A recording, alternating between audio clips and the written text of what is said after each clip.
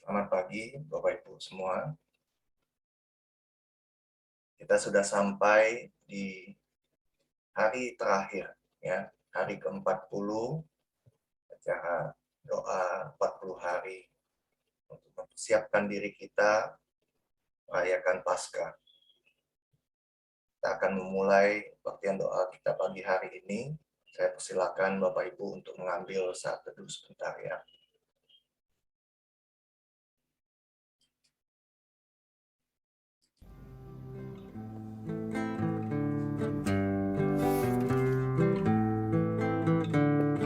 Untuk apa aku di sini menatap masa depan yang tak pasti, kegelisahan hatiku tak tahu arah yang ku tuju, pergumulan dan tantangan menghimpiku, sampai Tuhan menemukanku, nyatakan kasih-Nya yang ajaib bagiku. Hanya menuntun langkahku, temukan tujuan hidupku, damai dan sukacita melingkupiku. Sekarang ku mau hidup memuliakan-Mu, menceritakan kasih anugerah-Mu bagiku. Yesus, Engkaulah Tuhanku, tujuanku, teladanku. Oh Tuhan, jadikan aku serupa-Mu. Oh Tuhan, jadikan aku serupa-Mu.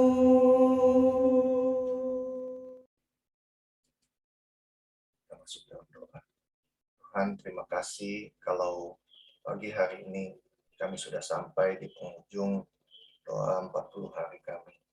Tuhan, kami berdoa kiranya acara doa kami 40 hari ini tidak hanya sampai di sini, tidak hanya berhenti sampai di sini, tapi Engkau sendiri yang kiranya memberikan kerinduan bagi kami untuk setiap pagi kami datang ke hadirat-Mu, Tuhan, sebelum kami memulai segala aktivitas kami. Tuhan, kami rindu 40 hari ini boleh membawa kebangunan bagi kami semua. Terima kasih Tuhan. Kami serahkan doa kami pagi hari ini ke dalam tangan-Mu. Mohon Tuhan juga menolong hamba-Mu yang menyampaikan firman Tuhan, biarlah dia boleh menyampaikan firman Tuhan dengan baik, dan biarlah kami semua juga boleh mengerti dengan baik. Terima kasih Tuhan. Dalam nama Tuhan Yesus kami berdoa.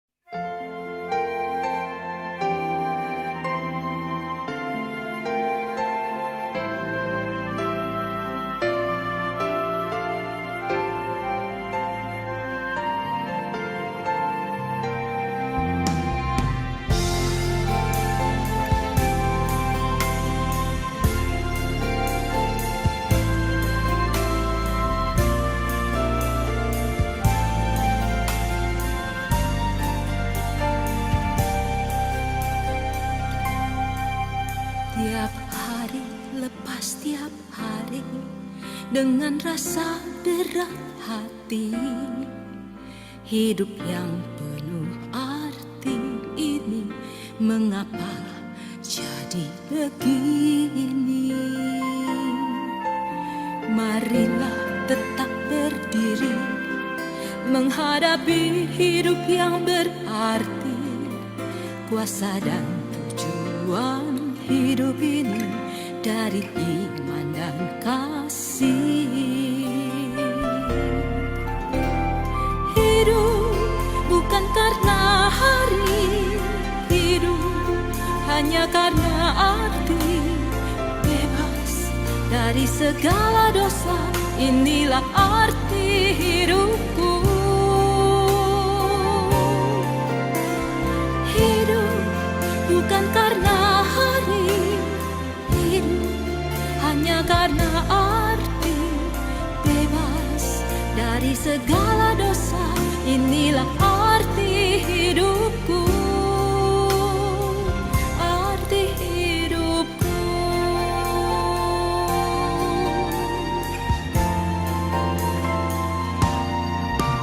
Tiap hari lepas tiap hari, dengan rasa berat hati, hidup yang penuh arti ini, mengapa jadi begini? Marilah tetap berdiri, menghadapi hidup yang berarti, kuasa dan tujuan hidup ini dari iman dan kasih. Hidup bukan karena hari, hidup hanya karena arti, bebas dari segala dosa, inilah arti hidupku. Hidup bukan karena hari, hidup hanya karena arti, bebas dari segala dosa, inilah arti hidupku. Arti hidupku.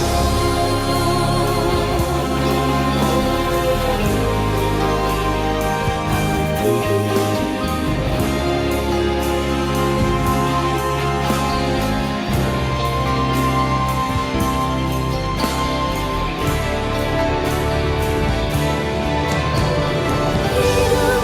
bukan karena hari, hidup hanya karena arti, bebas dari segala dosa, inilah arti hidupku.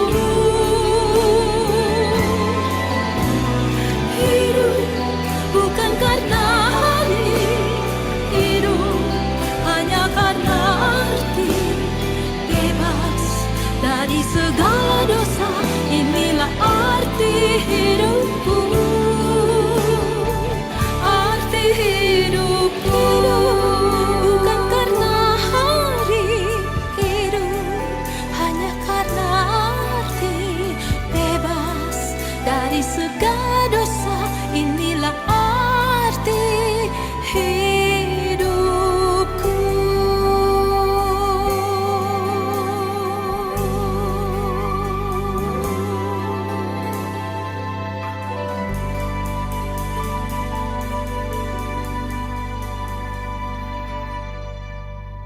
Suatu pujian yang indah yang boleh mengingatkan kita, hidup kita bukan karena hari, tapi hanya karena arti.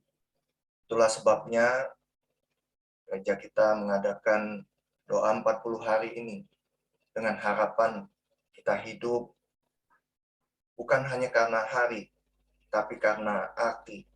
Arti itu kita temukan kalau kita hidup dengan tujuan. Tujuan yang seperti apa? Tujuan yang Tuhan inginkan dalam hidup kita. Ya, kita sudah sampai di hari ke-40. Tema hari ini adalah hidup dengan tujuan. Masih dalam bagian yang terakhir, tujuan yang kelima. Kita diciptakan untuk sebuah misi.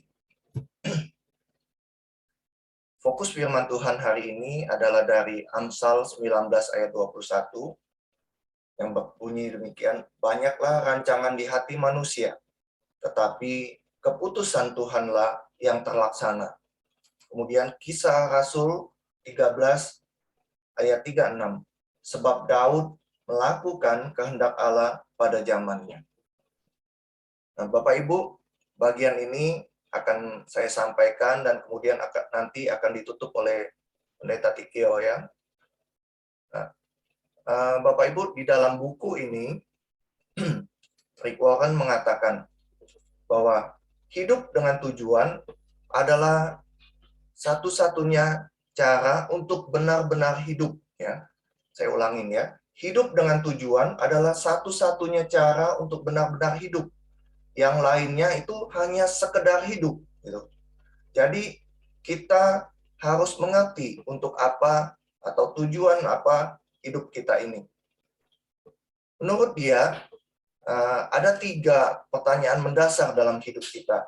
Yaitu yang pertama adalah, siapakah aku? Pertanyaan tentang identitas. Kemudian, apakah aku berarti? Pertanyaan tentang arti penting hidup kita. Kemudian, di manakah tempatku dalam hidup ini? Artinya, pertanyaan ini mengenai dampak hidup kita, ya. Jawaban terhadap ketiga pertanyaan ini ditemukan dalam kelima tujuan Tuhan untuk kita yang kita sudah bahas sampai hari ini, ya. Nah, di tempat perjamuan malam Paskah terakhir, Yesus menyelesaikan pelayanan hari terakhirnya dengan para murid. Ia membasuh kaki mereka sebagai suatu teladan dan berkata dalam Yohanes 13 ayat 17, "Jikalau kamu tahu semua ini, maka berbahagialah kamu jika kamu melakukannya." Ketika kita mengetahui apa yang Tuhan ingin kita lakukan, berkat itu datang ketika kita benar-benar melakukannya. Saya ulangin ya. Ketika kita mengetahui apa yang Tuhan ingin kita lakukan, berkat itu datang ketika kita benar-benar melakukannya. Kita sudah sampai pada akhir perjalanan 40 hari bersama, dan sekarang ketika kita mengetahui tujuan Tuhan untuk kehidupan kita, kita akan diberkati jika kita melakukannya. Hal ini mungkin berarti bahwa kita perlu berhenti melakukan hal-hal yang lain. Ada banyak hal dalam tanda kutip ya, hal baik yang dapat kita lakukan dalam hidup. Tetapi tujuan-tujuan Tuhan adalah kelima hal penting yang harus kita lakukan, ya. Penyembahan, pelayanan, penginjilan, persekutuan, dan pemuridnya. Sayangnya, kita gampang sekali teralihkan perhatiannya dan melupakan apa yang paling penting. Seringkali kita perlahan-lahan keluar dari jalur yang Tuhan inginkan.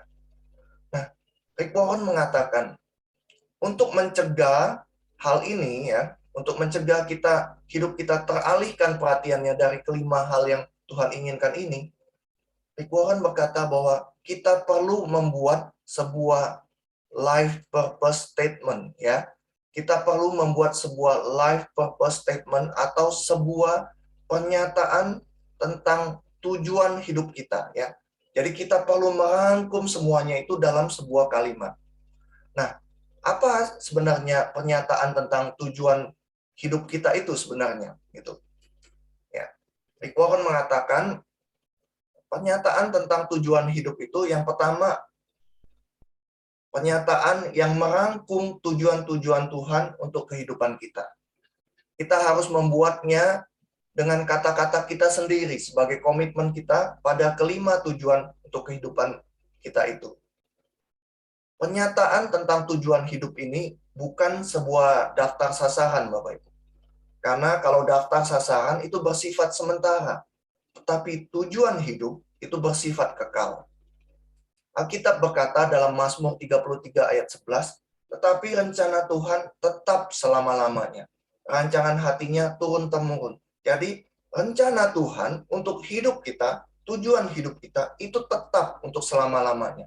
Tugas kita adalah mencari tahu tujuan Tuhan itu dalam hidup kita. Yang kedua, Bapak Ibu, pernyataan tentang tujuan hidup itu adalah pernyataan yang menunjukkan arah kehidupan kita. Ya. Pernyataan tentang tujuan hidup itu adalah pernyataan yang menunjukkan arah kehidupan kita. Nah, menuliskan tujuan-tujuan kita di atas kertas akan memaksa kita untuk berpikir secara spesifik tentang jalan kehidupan kita. Alkitab dalam Amsal 4 ayat 26 berkata, tempuhlah jalan yang rata dan hendaklah tetap segala jalanmu. Pernyataan tentang tujuan hidup kita itu tidak hanya menunjukkan apa yang kita inginkan dengan waktu, hidup, dan uang kita, tapi juga menunjukkan apa yang tidak ingin kita lakukan. Amsal 17 ayat 24 berkata, pandangan orang berpengertian tertuju kepada hikmat, tapi mata orang bebal melayang sampai ke ujung bumi. Yang ketiga, Bapak Ibu, pernyataan tentang tujuan hidup kita itu adalah pernyataan yang mendefinisikan apa itu, dalam tanda kutip ya, kesuksesan untuk kita. Ya. Pernyataan ini menyatakan apa yang kita percaya adalah hal yang penting, bukan yang dikatakan dunia sebagai hal yang penting. Pernyataan ini juga menjelaskan nilai-nilai kita. Paulus dalam Filipi 1 ayat 10a berkata, sehingga kamu, ya, sehingga kita semua dapat memilih apa yang baik. Kemudian yang berikut, yang keempat. Pernyataan tentang tujuan hidup itu adalah pernyataan yang menjelaskan peran kita. Bapak Ibu, kita tetap punya peran pada berbagai tahap, tapi tujuan kita tidak akan pernah berubah. Tujuan-tujuan itu lebih besar dari peran apapun yang kita lakukan. Yang kelima, pernyataan tentang tujuan hidup itu mengekspresikan shape kita ya. Kita sudah membahas tentang shape itu ya. Nah, pernyataan itu mencerminkan cara-cara unik yang Tuhan tetapkan bagi kita untuk melayaninya.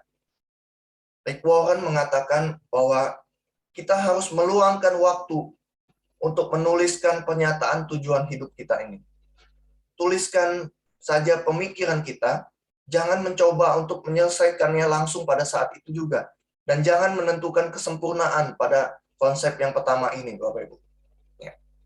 Rick Warren mengatakan, untuk menetapkan pernyataan tentang tujuan hidup kita ya, tadi Rick Warren mengatakan, kita itu gampang teralihkan. Oleh karena itu, kita harus membuat sebuah statement, sebuah pernyataan tentang tujuan hidup kita itu. Nah, tujuan hidup kita itu, pernyataan tentang tujuan hidup itu, kita bisa buat berdasarkan 5 pertanyaan ini, Bapak Ibu ya. Pertanyaan yang harus kita pertimbangkan saat kita menyiapkan pernyataan tentang tujuan hidup kita. Yang pertama, Bapak Ibu, apakah yang menjadi pusat kehidupan kita? Kemarin Pak Tik sudah menjelaskan 5 tujuan, yaitu penyembahan, pelayanan, penginjilan, persekutuan, dan pemuritan. Nah, pertanyaan pertama ini berhubungan dengan penyembahan. Untuk siapa kita hidup? Di sekitar apakah kehidupan kita dibangun? Kita bisa memusatkan perhatian kita kepada karir kita, kehidupan kita, ya, keluarga, hobi, uang, kesenangan, atau kegiatan-kegiatan lainnya. Tetapi Bapak Ibu, itu semua bukanlah pusat kehidupan kita. Sekali semua hal-hal itu berantakan ya, misalnya karir kita berantakan, keluarga, uang kita berantakan, uang kita hilang. Sekali semuanya itu berantakan, hal itu semua tidak ada yang cukup kuat untuk menjaga kita tetap utuh. Kita memerlukan sebuah pusat kehidupan yang tidak tergoyahkan. Seharusnya yang menjadi pusat kehidupan kita adalah Tuhan kita. Nah, Bapak Ibu, bagaimana kita tahu bahwa Tuhan ada di pusat kehidupan kita ya? Saya terkesan sekali dengan apa yang dikatakan Rick Warren di bagian ini ya. Dia mengatakan sesuatu yang benar sekali Bapak Ibu. Dia berkata begini, jika Tuhan ada di pusat kehidupan kita, maka kita akan menyembah. Ya. Jika Tuhan ada di pusat kehidupan kita, maka kita akan menyembah. Tapi sebaliknya Bapak Ibu, jika Tuhan tidak ada di pusat kehidupan kita, maka kita akan khawatir. Kekhawatiran adalah tanda peringatan bahwa Tuhan sudah tidak berada di pusat kehidupan kita lagi. Saat kita membawa Tuhan kembali ke pusat kehidupan kita, kita akan merasakan damai sejahtera lagi. Alkitab berkata dalam Filipi 4 ayat 7, damai sejahtera Allah yang melampaui segala akal akan memelihara hati dan pikiran kita dalam Kristus Yesus. Pertanyaan kedua yang harus kita pertimbangkan saat menyiapkan pernyataan tentang tujuan hidup kita adalah, apakah karakter kehidupan kita? Nah, ini berhubungan dengan pemuritan. Pertanyaannya adalah, akan menjadi orang seperti apakah kita nanti? Tuhan lebih tertarik kepada kita, kepada siapa kita, daripada apa yang kita lakukan. Ingatlah bahwa kita akan membawa karakter kita ke dalam kekekalan, dan bukan karir kita.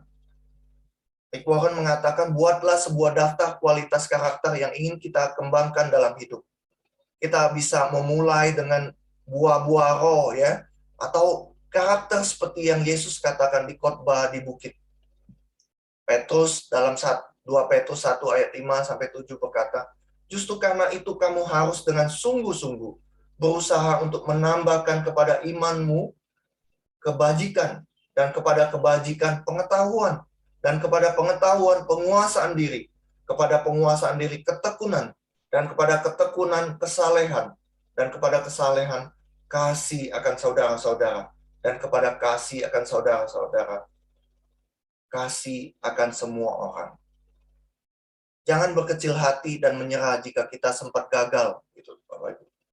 Diperlukan waktu seumur hidup untuk membangun karakter serupa Kristus. Paulus berkata dalam 1 Timotius 4 ayat 16, awasilah dirimu sendiri dan awasilah ajaran. Bertekunlah dalam semuanya itu. Karena dengan berbuat demikian engkau akan menyelamatkan dirimu dan semua orang yang mendengar engkau. Pertanyaan yang ketiga, Bapak Ibu, yang harus kita pertimbangkan adalah, akan seperti apakah sumbangan dalam kehidupanku? Nah, pertanyaan ini berhubungan dengan tentang pelayanan, gitu ya. Pelayanan apakah yang akan aku lakukan dalam tubuh Kristus? Dengan mengetahui kombinasi shape kita, ya, karunia rohani, hati, kemampuan, kepribadian, dan pengalaman. Peran terbaik apa yang akan kita lakukan dalam keluarga Allah? Bagaimanakah kita dapat membuat perubahan? Apakah ada kelompok khusus dalam tubuh Kristus yang sesuai dengan shape kita untuk melayani? Paulus berkata dalam 2 Korintus 9 ayat 12, sebab pelayanan kasih yang berisi pemberian ini bukan hanya mencukupkan keperluan-keperluan orang kudus, tapi juga melimpahkan ucapan syukur kepada Allah, ya. Dia berkata ada 2 manfaat yang luar biasa ketika kita memenuhi pelayanan kita, yaitu mencukupkan keperluan-keperluan orang kudus, tapi juga melimpahkan ucapan syukur kepada Allah. Kita perlu bertanya, aku paling ingin membantu siapa? Yohanes 15 ayat 16a berkata, aku telah menetapkan kamu supaya kamu pergi dan menghasilkan buah, dan buahmu itu tetap. Kita masing-masing akan harus menghasilkan buah, dan buah itu buah yang berbeda-beda, yang unik bagi masing-masing kita.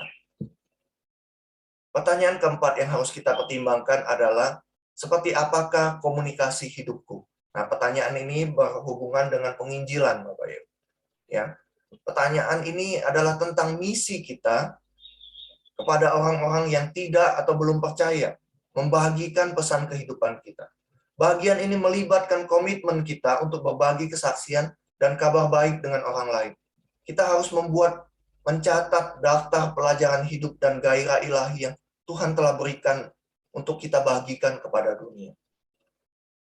Seiring kita bertumbuh dalam Kristus, mungkin Tuhan akan memberikan target khusus bagi kita untuk kita jangkau. Jika kita adalah orang tua, bagian dari misi ini adalah membesarkan anak-anak kita untuk mengenal Kristus, membantu mereka mengerti tujuan-tujuan Tuhan untuk kehidupan mereka, dan mengutus mereka pergi dalam misi mereka di dunia. Kita juga bisa menambah pernyataan Yosua dalam Yosua 24 ayat 15b. Tetapi aku dan seisi rumahku, kami akan beribadah kepada Tuhan. Ya. Tugas kita sebagai orang tua membawa seisi rumah kita untuk beribadah kepada Tuhan. Bapak Ibu, tentu saja kehidupan kita juga harus mendukung dan membuktikan pesan kehidupan yang kita komunikasikan. Sebelum mereka mengenal Tuhan dan percaya kepada Alkitab, mereka terlebih dahulu ingin melihat apakah kita dapat dipercaya. Alkitab dalam Filipi 1 ayat 27a berkata, hendaklah hidupmu berpadanan dengan Injil Kristus. Hendaklah hidup kita berpadanan dengan Injil Kristus. Pertanyaan kelima atau yang terakhir yang harus kita pertimbangkan saat kita menyiapkan pernyataan tentang tujuan hidup kita ini adalah, apakah yang akan menjadi komunitas kehidupanku? Nah, ini berhubungan dengan persekutuan, Bapak Ibu. Bagaimana kita mendemonstrasikan komitmen kepada orang lain, orang percaya lain, dan hubungan kita kepada keluarga Allah. Di manakah kita akan mempraktekkan perintah, ya, perintah. Alkitab banyak mencatat tentang perintah saling, ya, dengan orang-orang Kristen kita. Di mana kita akan mempraktekkan perintah saling itu dengan orang-orang Kristen lainnya? Dengan keluarga gereja manakah kita akan bergabung sebagai anggota yang berfungsi? Semakin dewasa kita, semakin besar kita akan mengasihi tubuh Kristus dan ingin berkorban untuknya. Semakin dewasa kita, semakin besar kita akan mengasihi tubuh Kristus dan ingin berkorban untuknya. Kita seharusnya juga memasukkan ekspresi kasih kita untuk gereja Tuhan dalam pernyataan tentang tujuan hidup kita. Rick Warren menyarankan kita untuk merenungkan jawaban-jawaban atas pertanyaan tadi, ya. Dia berkata, ingatlah ayat-ayat firman Tuhan yang berbicara kepada kita masing-masing tentang setiap tujuan hidup. Doakan, renungkan, kemudian berbicaralah dengan teman-teman dekat. Renungkan tentang firman Tuhan itu. Setelah itu, kita menuliskannya dalam sebuah pernyataan tentang tujuan hidup kita.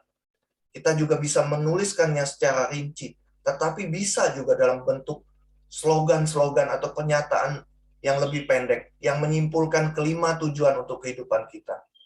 Pernyataan atau slogan pendek itu bisa membantu kita untuk mengingatnya setiap hari. Salomo dalam Amsal 22 ayat 18 menasihati, karena menyimpannya dalam hati akan menyenangkan bagimu bila semuanya itu tersedia pada bibirmu. Rick Warren dalam buku ini memberikan beberapa contoh, ya. Tadi dia mengatakan bahwa kita harus membuat pernyataan tentang tujuan hidup kita ini. Nah, di buku ini dia memberikan beberapa contoh, ya, pernyataan tentang tujuan hidup kita. Misalnya ini, tujuan hidupku. Tujuan hidupku adalah menyembah Kristus dengan segenap hati, melayaninya dengan syirku, persekutuan dengan keluarganya, tumbuh menjadi serupa dengannya dalam karakter dan menggenapi misinya di dunia, supaya ia menerima kemuliaan. Yang lain misalnya, ya, dia berkata, ini contoh tujuan hidupku, menjadi anggota keluarga Kristus, teladan dari karakternya, pelayan kasih karunia-Nya, utusan firman-Nya, dan memperluas kemuliaannya. Yang lain lagi, tujuan hidupku, ini yang pendek, ya, membuat komitmen besar untuk melakukan hukum yang utama dan amanat agung. Tujuan hidupku menjadi serupa dengan Kristus. Keluargaku adalah gereja, pelayananku adalah titik-titik-titik gitu, ya. Misiku adalah titik-titik-titik gitu. Motivasiku adalah kemuliaan Tuhan. Rick Warren mengatakan bahwa ada banyak keputusan yang harus diambil dalam hidup kita. Keputusan-keputusan itu seharusnya mendukung tujuan-tujuan kita yang sudah kita buat ini.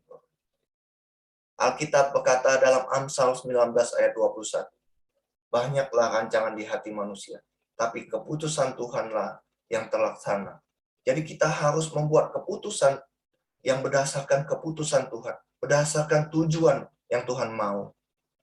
Arahkanlah perhatian kita kepada tujuan-tujuan Tuhan untuk kehidupan kita, bukan pada rencana kita. Karena itulah yang akan bertahan selamanya. Banyak orang yang menyarankan untuk membuat tujuan hidup kita itu berdasarkan apa yang kita ingin orang lain katakan tentang kita pada saat penguburan, ya. Rick Warren mengatakan kita seringkali kita mendengar orang, oh bikinlah tujuan hidup kita. Kalau kita ingin apa yang orang lain katakan pada kita di waktu penguburan kita, gitu, ya. Tapi Rick Warren mengatakan bahwa itu adalah rencana yang buruk, Bapak Ibu. Pada akhir kehidupan kita, tidak ada artinya apa yang dikatakan orang lain tentang kita. Satu-satunya yang penting adalah apa yang Tuhan katakan tentang kita. Alkitab berkata dalam 1 Tesalonika 2 ayat 4, tujuan kami bukan untuk menyukakan manusia, melainkan untuk menyukakan Allah yang menguji hati kita. Suatu hari, Tuhan akan mengevaluasi jawaban-jawaban kita atas pertanyaan-pertanyaan hidup ini. Apakah kita menempatkan Yesus di pusat kehidupan kita? Apakah kita mengembangkan karakter kita? Apakah kita mendedikasikan hidup untuk melayani orang lain? Apakah kita mengomunikasikan pesannya dan menggenapi misinya? Apakah kita mengasihi dan berpartisipasi dalam keluarga? Hal-hal inilah yang penting, Bapak Ibu. Seperti yang Paulus katakan dalam 2 Korintus 10 ayat 13. Tujuan kami adalah mencapai apa yang Tuhan rancang bagi kami. Bagian terakhir akan disampaikan oleh Pendeta Tikio. Selamat pagi, saudara-saudara. Terima kasih untuk Pak Suryanto. Baik, kita sudah 40 hari, dan bagian saya yang terakhir ini, semoga bisa saya sampaikan dengan cepat ya, saudara-saudara. Rick Warren menutup bukunya ini dengan mengenang satu ayat yang dia jadikan stempel dalam hidupnya, yaitu Kisah Rasul 13 ayat 36 itu ya. Sebab Daud melakukan kehendak Allah pada zamannya. Saudara-saudara, sebab Daud melakukan kehendak Allah pada zamannya. Bagian yang terakhir itu berbicara bahwa setelah kita belajar semuanya ini, kita mesti menyadari satu hal. Semua itu kita renungkan baik, tetapi sungguh yang terbaik adalah Tuhan menghendaki kita untuk hidup dengan cara itu. Artinya Tuhan akan menyertai, Tuhan akan memimpin, Tuhan akan menuntun kita. Ya, suatu hari bukan cuma nanti di batu lisan kita ada tulisan yang hebat, saudara-saudara. Tetapi seperti yang dikatakan oleh Pak Suryanto tadi ya, yang penting itu adalah nanti apa yang dikatakan Tuhan. Bukan tulisan anak kita atau cucu kita di batu lisan kita dia. Tapi apakah kita, apa yang dikatakan Tuhan nanti di kerajaan surga. Nah, saudara-saudara, Kisah 13 ayat 36 itu ditulis oleh Lukas. Ribuan tahun setelah hidup Daud. Dan ditulisnya begitu ya. Tuhan itu memakai Daud pada zamannya. Nah, saudara-saudara sekalian, Alkitab bicara tentang banyak hal seperti itu ya. Daud itu menjadi orang yang berkenan kepada Allah ya. Kemudian kita akan menemukan bahwa Esther itu juga ya, kalau kita membaca kitab Esther 4 ayat 14 itu berbicara tentang Esther itu ada untuk kedudukan untuk saat seperti ini, yaitu saat seperti ini itu penting ya. Jadi Esther itu menjadi ratu, bukan kehebatan ratunya itu, tetapi untuk maksud Tuhan ketika ia menjadi ratu itu.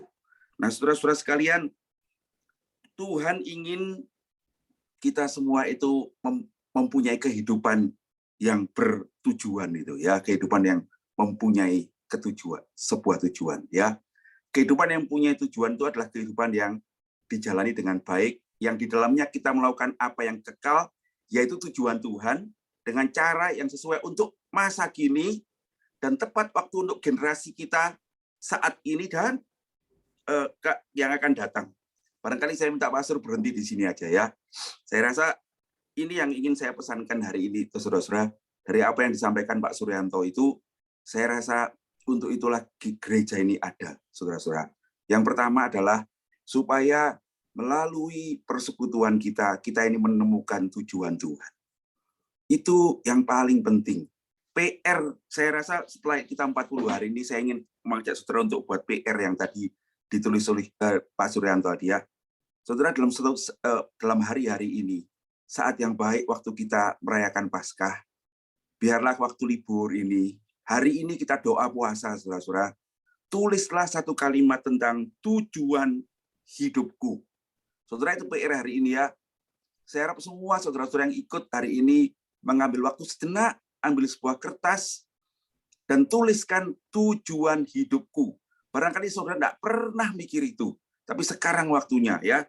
PR saudara hari ini ya, tujuan hidupku. Saudara-saudara, kalau kita menemukan tujuan, dan tujuan hidupku yang terbaik adalah tujuan yang dimaksudkan Tuhan untuk aku. Sebab tujuan untuk diri sendiri atau perkataan orang itu tidak akan ada artinya. Itu akan mengecewakan, menimbulkan kekhawatiran. Tetapi kalau kita menemukan tujuan di dalam hidup kita tidak bisa kalah, saudara-saudara. Paulus itu berkata begini ya, karena hidupku adalah Kristus dan mati adalah keuntungan. Tidak ada yang kalah. Hidup itu kemenangan, kematian itu kemenangan. Ketika Paulus menemukan tujuan hidupnya di dalam Kristus. Yang kedua, saudara-saudara, hidup itu kalau menemukan tujuan itu adalah hidup yang pada waktunya nanti akan menjadi berkat bagi generasi kita yang akan datang. Saudara-saudara, saya kadang berpikir ya, apa yang saya harapkan untuk anak-anak kita, anak-anak saya sendiri, saudara. Apakah saya mengharapkan mereka kaya raya, punya keluarga yang baik, punya keberhasilan? Saya kira itu harapan-harapan yang baik. Tapi saudara yakin itu akan tercapai? Saudara-saudara, itu cuma harapan-harapan yang sungguh mengkhawatirkan diri saya. Tetapi jikalau kita membuat anak-anak itu menemukan tujuan hidupnya di dalam Kristus, saudara, mereka tidak akan kalah. Bukan masalah kaya atau miskin, bukan masalah kerjaannya banyak atau rendah atau tinggi. Tetapi ketika kita menemukan tujuan hidup itu, maka itulah yang berarti. Saya tidak tahu yang di sini pekerjaannya apa aja ya, tapi saya percaya Tuhan sedang mengawasi saudara. Tuhan sedang mencari orang-orang yang bersungguh hati untuk melimpahkan kekuatan kepada Dia. Saudara, apapun yang sudah kerjakan hari ini, berhenti sejenak, tuliskan tujuanmu. Tuhan akan berkati, Tuhan akan memakai saudara di tempatmu berada menjadi berarti. Suatu hari kita semua mati, saudara-saudara. Dan waktu kita pulang ke surga. Saya rasa misalnya ini ya, ada Pak To di sini misalnya gitu ya. Itu tidak akan kurang mulia daripada saya misalnya, atau orang yang lebih kaya lagi. Sebab bukan untuk apa yang di dunia ini. Tetapi kalau kita di dalam hidup ini melakukan tujuan Tuhan, kita akan bersukacita. Anak-anak kita, saudara, tuntunlah untuk menemukan tujuan ini. GKA Immanuel, apa gunanya gereja kita ini?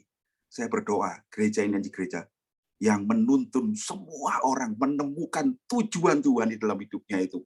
Saya udah berkali-kali mengatakan itu ya. Itu yang saya rindu. Semua orang masuk gereja ini waktu keluar menemukan tujuan Tuhan di dalam hidupnya. Lalu dia beri berkat, memuliakan Tuhan. Nanti kita ketemu sama-sama di sorga. Ya.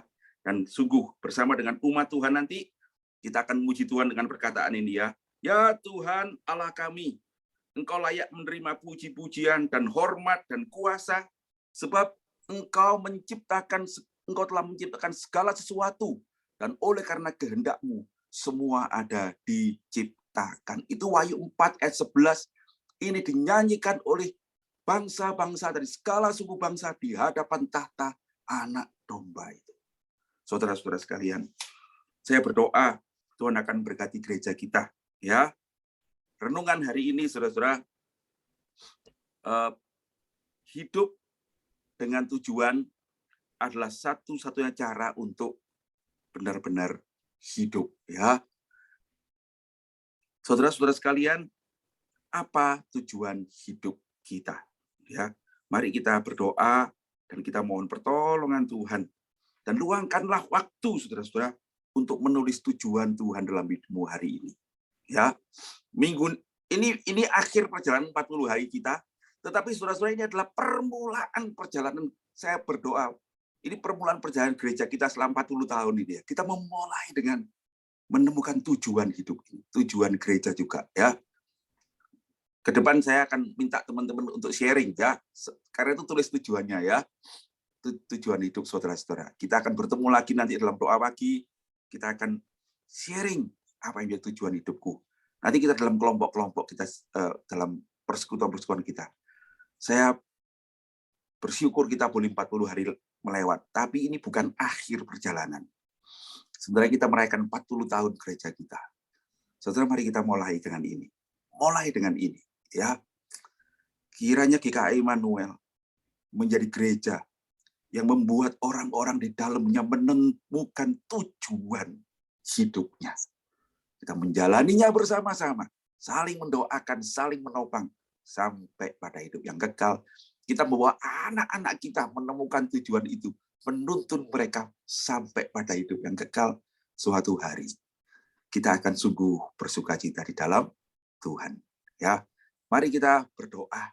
Kita ambil waktu sejenak untuk merefleksikan diri.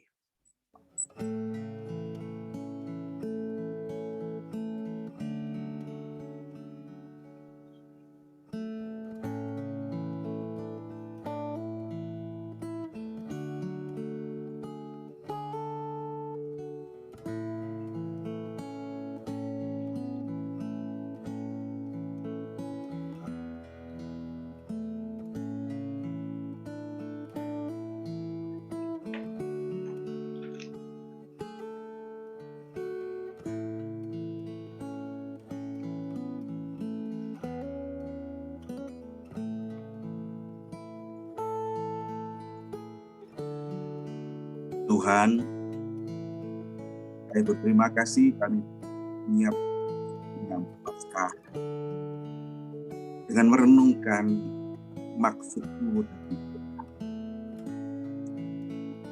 Saya percaya Engkau bukan hanya datang untuk menyelamatkan kami,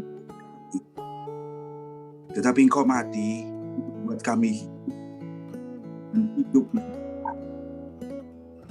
supaya kami bukan hanya pulang ke surga dengan sia-sia, tetapi kami melakukan maksud-Mu di tengah-tengah generasi kami. Tuhan, urapilah kami dengan kuasa Roh. Tuhan, pakailah gereja-Mu PKI Immanuel Malang, supaya di dalam gereja ini kami saling menguatkan, saling menopang, menemukan tujuan hidup di dalam perjalanan bersama-sama, saling menopang untuk menjalaninya. Anak-anak supaya kami menjadi berkat. Tuntunlah kami dengan kuasa-Mu, mampu berjalan sendiri.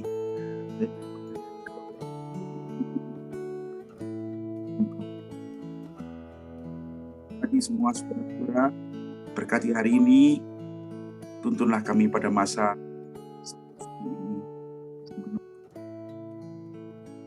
dan kami akan merayakan di dalam sukacita kemenangan. Terpujilah nama-Mu Tuhan, mengucap syukur untuk semua saudara-saudara. Tuhan kiranya menuntun kami di jalan yang benar. Dalam nama Yesus kami berdoa. Amin.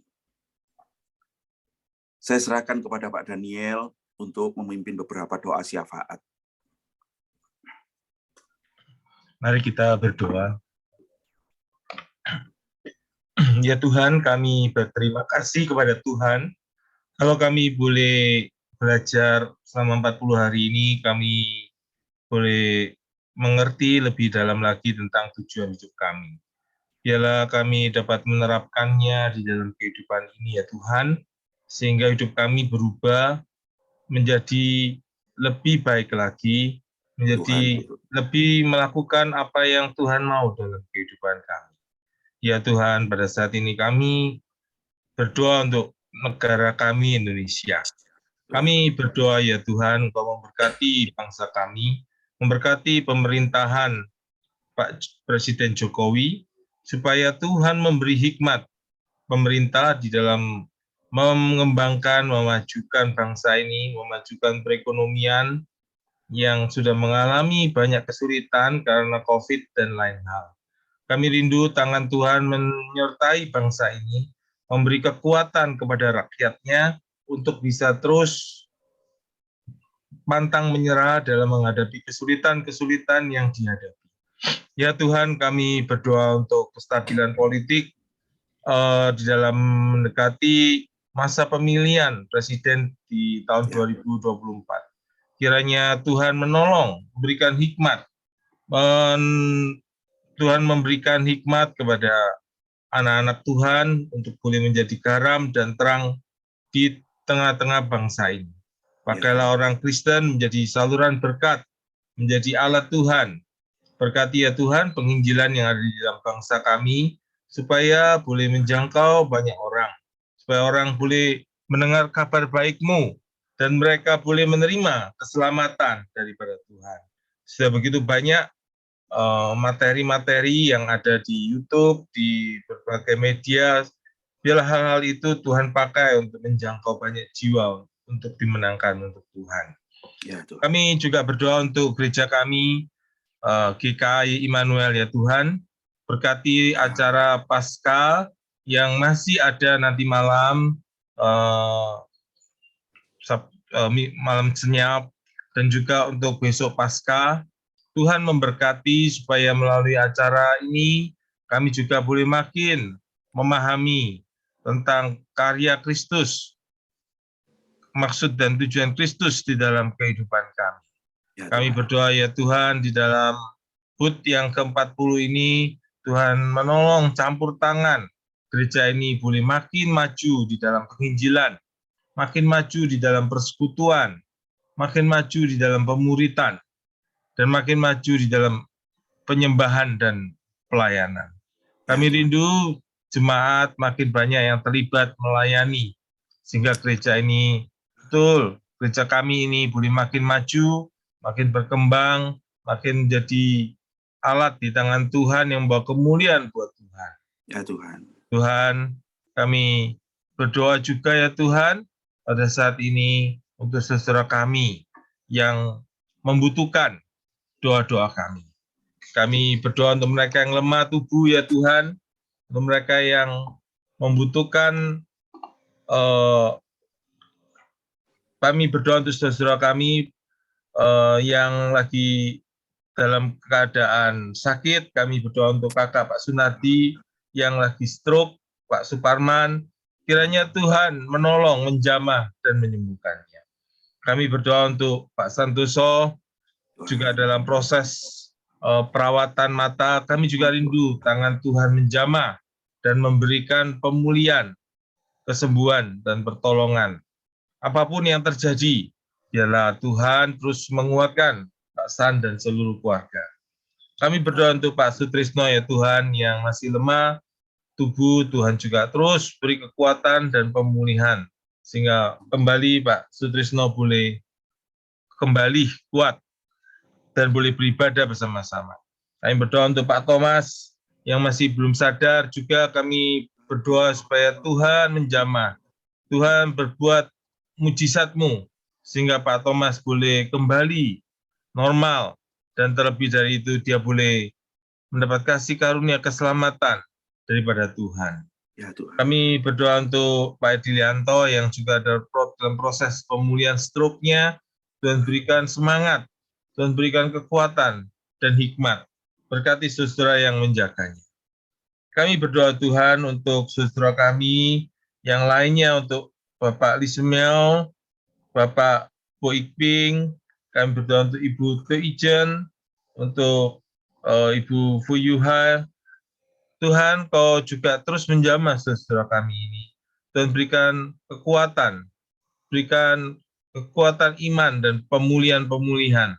Berkati proses pengobatan yang mereka lakukan. Kami berdoa Tuhan untuk saudara kami yang sudah lansia, Mama dari Ibu Sulasni, Ibu Surip, dan Ibu Mama dari Koajau.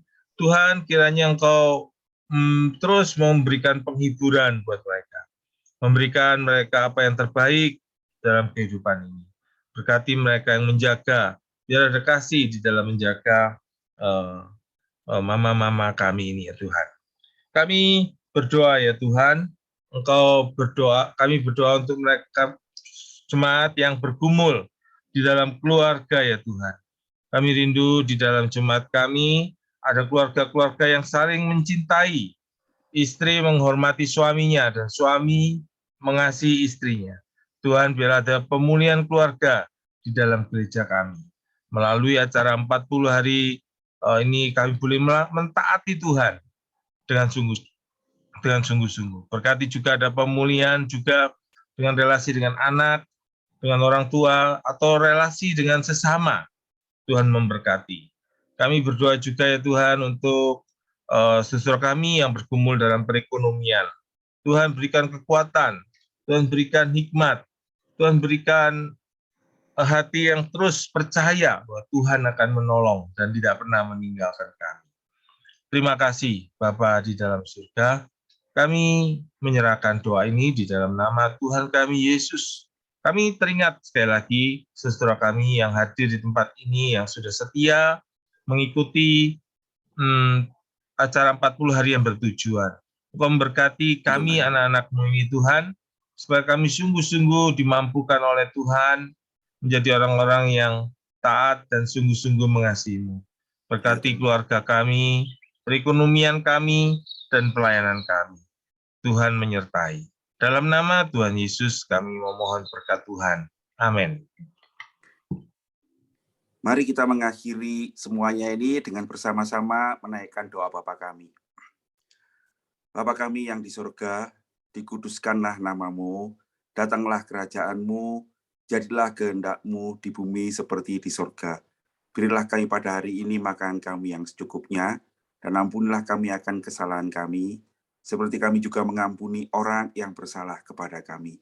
Dan janganlah membawa kami ke dalam pencobaan, tetapi lepaskanlah kami daripada yang jahat, karena Engkaulah yang punya kerajaan dan kuasa dan kemuliaan sampai selama-lamanya. Amin.